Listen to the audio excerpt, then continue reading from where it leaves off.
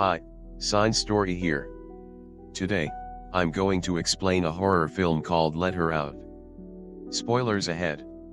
Watch out and take care. The film starts with a young woman who lives at the Gemini Motel. She's a prostitute. During a busy night, a shadowy figure approaches her room. She is then attacked and raped by the intruder. She later discovers she is pregnant and desperate and alone, takes a pair of scissors to her unborn, killing herself in the process, but the child survives. Jumping 23 years from the incident, the film shows Helen, who survived her pre-birth assault from her frightened mother. She is now a bike courier living in Toronto with her best friend, Molly. One day, Helen is tasked to deliver goods to her friend's house named Roman. That day is Helen's birthday, so Roman gives her a painting which he claims to be the dark side of Helen. Helen immediately takes the painting home. At her motel, Helen recounts to Molly the story of her mother's death. Molly cares deeply about Helen's condition. Molly is always there to support her as Helen doesn't have any other family. Shortly, Molly leaves the place because she has an appointment with her boyfriend named Ed. As she's returning from the motel, Helen is struck by a car, leaving her seriously injured. Helen is then taken to the hospital. She suffers a head injury and some broken bones. Weeks later, Helen is finally allowed to go home. Molly and her friends start throwing a small party to welcome Helen's arrival. At the party, Helen meets Ed, Molly's boyfriend, who seems interested in her. When the party is going on, suddenly Helen begins to experience a blackout and lose consciousness. She wakes up in an empty parking lot. Helen is confused by what happened earlier. She immediately calls Molly to ask what happened when she was unconscious. Molly explains that Helen left the party without telling her where she was going. Not knowing what happened, Helen immediately returns home in a state of anxiety. At home, Helen starts to paint strange pictures, and because she is afraid of Roman's painting, in the end, she puts it below and covers it with a cloth. The next day, Helen starts her day as usual, such as exercising, eating, and showering. Just as she finishes taking a shower, suddenly she starts seeing a strange figure. Then, she experiences another blackout and wakes up in front of her friends with an injured foot. Molly and others are confused. There, Molly explains to Helen that she went out using only a towel. For several hours, Helen had disappeared. And returning home, Helen's foot is already bleeding. Helen begins to remove the broken glass from her feet. The next day, Helen and Molly go to a doctor named Dr. Headley to consult about what is happening to Helen. Dr. Headley begins to ask some questions. Helen explains that she is always moving from place to place unconsciously. She was in one place, and suddenly woke up in another. This has happened frequently since the accident. Furthermore, she frequently sees a black shadow. After hearing her explanation, doctor decides to perform a CT scan on her brain, and the results will be out the next day. Helen immediately returns home and goes straight to bed. In her sleep, she sees fleeting visions of a female figure. Helen wakes up to a call from Dr. Headley. The doctor tells Helen that something strange has happened to Helen's brain.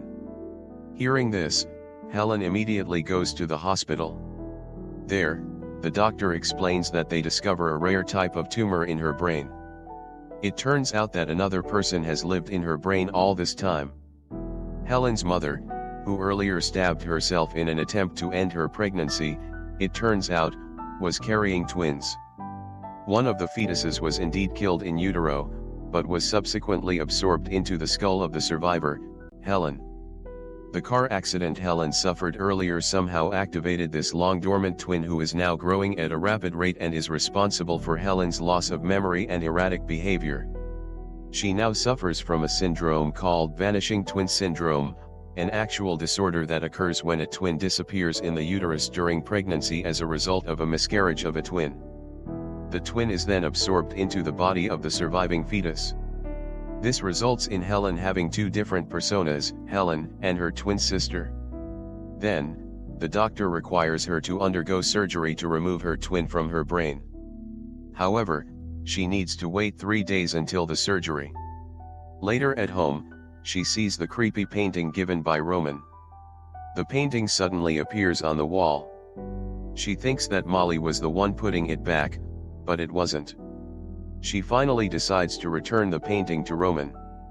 Arriving at Roman's house, Helen sees no sign of Roman.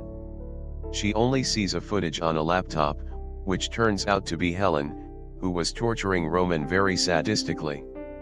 The footage shows Roman begging for mercy. However, unconsciously, Helen killed Roman. Helen cannot remember any of those. After walking around Roman's house, she also sees broken glass, and she remembers the day she came home with an injured foot.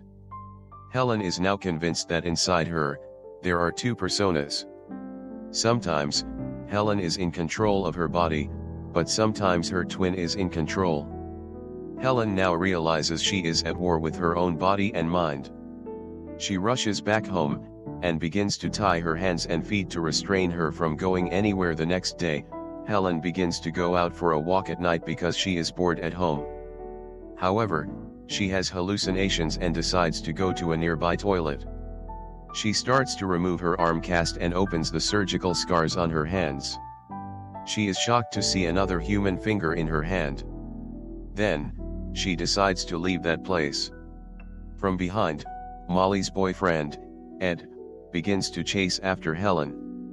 Ed is very interested in the beauty of Helen. Therefore, he plans to rape her. At that time, Helen's twin begins to take control of the body.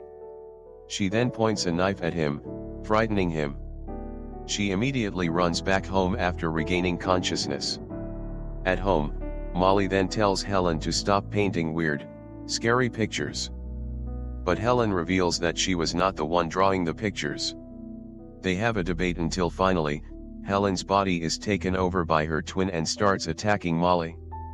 When she regains control, she realizes she could have hurt Molly. Eventually, Helen tells Molly to stay away from her. However, Molly refuses, so Helen decides to go away from that place and stay away from Molly. On the way, Helen meets Ed. Ed wants to have revenge because Helen had pointed a knife at him before. Helen begins to explain that she was sick and that she wasn't the one doing all that. Ed doesn't listen to Helen, and he plans to rape Helen. At the same time, her twin sister starts to take control of Helen's body and kills Ed instantly. After killing Ed, Helen regains her consciousness and sees that Ed is now dead. Realizing how dangerous she has become, Helen plans to commit suicide at the Gemini Motel, where her mother had committed suicide years ago. Elsewhere, Molly begins to look back at her photos with Helen. She observes a significant difference in her before and after pictures. She notices a shift in her personality as well. She finally concludes that within Helen's body, there are two different people. And the one who attacked her was not Helen. Molly immediately calls Helen to find out where she is. Helen says goodbye, revealing that she is going to commit suicide at the Gemini Motel. Hearing this, Molly immediately uses her bike and goes straight to the motel. When Helen has just arrived at the motel and about to commit suicide, her twin begins to take control of her body. Molly then arrives at the hotel. However, it is too late. Her twin has completely controlled Helen's body. She immediately attacks Molly. Molly tries to defend herself, and eventually, she is forced to kill Helen. In the final shot, Molly begins to walk home, remembering all her memories with Helen. And that's how the movie ends. Subscribe for more videos like this, turn on notifications, and leave a like to help the channel out. Thank you for watching.